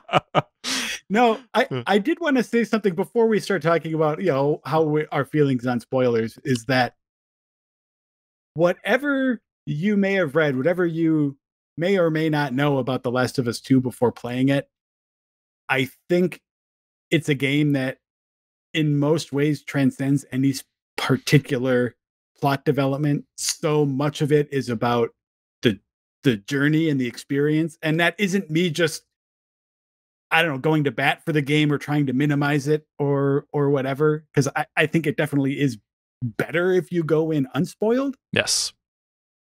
But I don't think it diminishes the game to the degree that you might be afraid that it would if you happen to have been hit by any of those spoilers for it.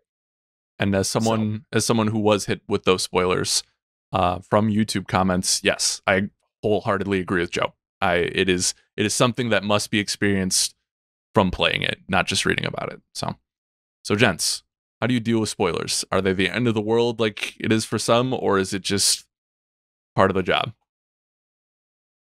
No, I mean, it's not the end of the world. This is all entertainment at the end of the day, but like it is a huge bummer. Like, so don't spoil things for people, for one. Like, I don't know. I think I just general cluelessness and just haphazard lucking through life, and I don't get hit with a lot of spoilers, fortunately, for some reason. And I just think not being very attuned to things, like people's emotions, is helpful. But yeah, I don't know. I have been spoiled on some things, other things, and like generally when I go in and like finally watch or play whatever it was I was spoiled on, I still like it, so I don't think the spoiler ruins everything, but it is it sucks. Like, don't do that. If you're part of the problem, stop doing that. Yeah. Spoiler, that's a bad idea.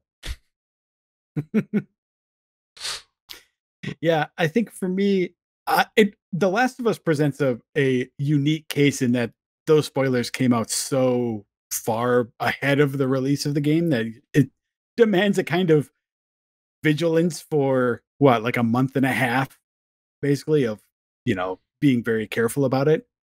But normally what I do is, for something like when the new Star Wars movie came out, I just deleted all forms of social media on my phone and did not go online until I saw the movie. And that was, yeah. I generally do the same thing for games. I have not hit a situation yet where I couldn't just be like, okay, there's a big new game coming out. Even generally on Twitter for work, I am not going to be on Twitter for a couple days. I'm not going to look at any comments or read any stories or whatever until I'm able to play that game. But, yeah. Yeah, I think avoiding things like even trailers and stuff, this isn't even really spoilery, but like even just avoiding like the normal marketing at some point is nice because then it helps you, I don't know, prepare and get excited for something in a genuine way. Because I've had times where I've been so informed about a game and so like up to the minute on everything that's in the game. Once I finally start playing the game, it just feels like, oh yeah, I know all this already. And even not devoid of spoilers, like with Halo 3, for example, like I was so hyped for that game that I had read and watched everything about it. And then I started playing the game and it just sort of like wasn't doing it for me. And I had to like step back and like take a couple weeks off where I didn't even touch it before I finally got into it. Wow. Yeah. I think, Jeff, you're nodding a lot. Do you have something to chip in here? I think I agree with like what your strategy is about just not going on social media right before like the blast radius of a thing comes out. I just tend to avoid social media in general these days. So it's super easy to avoid spoilers. And I think to Ben's point too, like if there's a movie I'm looking forward to, I avoid watching trailers for it, even though I know like that instant gratification of like, oh, you get to see these like cool parts and everything. I just know that like movies I'm not interested in, like it's such a hackneyed bit at this point, but like so many trailers show you so much of the movie that if it's something you're looking forward to seeing, I just like tend to avoid them just because of that. Which is hard because like I'm looking forward to a new Star Wars movie. It's like, oh, that trailer is in front of all these other movies that I'm going to go see. So I mean, like it's not like I close my eyes and plug my ears, but it's like I won't look online for it, before it comes out. I did that for a Star Wars trailer. You walked out of the theater? No, I didn't walk out. I like plugged my ears and looked away from the screen. Oh, okay. You go la la la la la. I can't hear it. I can't hear it. Start to throw popcorn at you. I did a low guttural hum. That oh boy. Hey, whatever it and takes. And then you look up and you missed the whole movie. Here's the thing. I am super spoiler sensitive because I think there are also two sort of degrees. Well, maybe more, but when I think about spoilers, there are the jerks who just very deliberately in YouTube comments are out there just trying to ruin an experience for someone. And that is not, I don't think that's there's no way to forgive or make excuses for that kind of behavior. That's just someone being mean. Yeah. There's a less deliberately evil version of spoiler, which is just generally like Jeff's talking about on social media. There's just kind of a discourse about things sometimes that happens that area is a little muddier because so much of these big conversations are happening online. They're happening on social media that I know some people make the argument that like, hey, this is where the conversation is happening. If you don't want to get spoiled, don't be a part of it. Like, don't be on social media. At the same time, I think that there are layers, there are sort of barricades you can put up before actually just straight out spoiling content in tweets and stuff that, like, it seems to me unreasonable to say, if you don't want spoilers, don't be on social media. I think that there's a generally more considerate way that you can approach that. I don't have a lot of patience for the like, hey, if you're on Twitter, it's all fair game. I'm going to tweet spoilers. And if you don't like it, stop being a baby about it. Yeah. Especially with like, with different groups, even on like Facebook. I agree. I don't think just because it says spoiler just the very top of the tweet and then you go into the entire thing that's fair game. Like there's plenty of places that are facilitated for those discussions. And it was happening with Game of Thrones a lot when that was still a relevant piece of culture. Like, It hasn't been as prevalent with Last of Us yet. I'm curious to see what this next week is like. But yeah, it in the world of games and entertainment, I hate when people do malicious spoilers like Joe talked about. And it's hard for me because once I get a piece of information like that, and even in trailers, like I look for those things. And if they don't pop up, I keep looking for them. And it takes away from the moment, which sounds a little corny, but like, you know, when you know something's coming, I always have to look for it. And that really does take away from my experience. So yeah. Or even when friends are just like really excited to talk to you about stuff and they're like, hey, and they're not really spoiling anything, but they're like, hey, did you get that part with Ellie? Mm-hmm. You're like, what? Yeah. No. And then you're like looking for a part with Ellie. Yeah. You're like, when's the part going to happen? The thing. Or the worst one. Kind of like more alert to stuff. So it's kind of just better to like, I don't know, have a conversation when everybody's done playing the game. Yeah, definitely. Or the worst one, like, did you see that? Like, have you gotten to the twist? Well, no, I haven't. Now I know there's a twist coming. Thank you for that. Yeah. And the people that just want to kind of like edge to it where they're just like, I'm not going to spoil it, but let's just say, don't get too attached to Ellie as a playable character. You're like, what's that? Yeah, thank you for that. Yeah. There are tools on social you can use if you're worried about people being insensitive, which, as we know, the internet tends to be.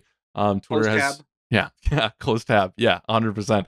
But you know, you can block words on Twitter. I think you can on Facebook, but I'm not sure how robust that system is.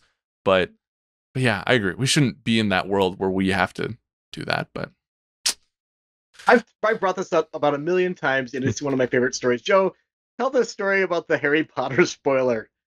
That was you, wasn't it? It's my favorite thing, and it's a complete asshole move, but I just love this so much. Okay, well, it's old now, but if you don't want any sort of Harry Potter spoiler, you should stop listening to this podcast right now, because I'm going to spoil a very well-known aspect of one of the books. But when the 6th book came out, I spent basically the whole weekend reading it. So I finished it over the course of like a day or two. But then when I got up in the morning to go to my car outside, someone in sidewalk chalk outside of my apartment building just wrote in huge letters, "Snape kills Dumbledore." Oh my God. I shouldn't think that's so funny, but maybe it's that awful thing where it's like, I don't care about Harry Potter spoilers, so it doesn't affect me, so therefore whatever. But I just think that's such an obnoxious, hilarious, awful move. It's so bad. Like, again, I guess I was able to laugh at it a little bit because it didn't affect me. Yeah. But it's also just so like what a weird, you expect that in comments online, right? But to turn someone's sidewalk into a comment section, right? To just like ruin it for everyone walking out of this building that day. That's absurd. I mean, I called up my roommate who was still halfway through the book and was like, you need to leave out the back door today because there's a giant Harry Potter spoiler on this street in front of our apartment. Yeah. Did he believe you at first? He was like, what? Yeah, I don't remember. I think he just said, thanks for the heads up. I don't know. It's very weird. That's awful, but incredible. Oh man. Well, thank you for the question, Asfar. I appreciate you listening. I appreciate you gentlemen being on with me today for community section. It's good to be back. And if you want your question read on the show, hit us up at podcast@gameinformer.com. Love to hear from you guys. Like I said, we gotta re-up those game coffers a little bit. So hit us up, and I'd love to see what you guys have in store for us. But that marks episode 505 of the Game Informer Show. As always, you can find us on our website, gameinformer.com. If you're watching on YouTube, thank you. But stick around for all of our other content. We broke down Sony's reveal of the PS5 last week. We've had a Last of Us review go up. We have a lot of good stuff on the site. So also, I'd like to thank everyone who donated to our charity event for the NAACP on Monday. we hit our goal of 6,000 too. Awesome. Which is incredible. And I think the total was $6,070, and you guys are amazing. Nice. So I really, really appreciate that. So thank you for joining me, gentlemen. And then we hope you guys have a good weekend, and then we'll see you next time. Bye. Bye.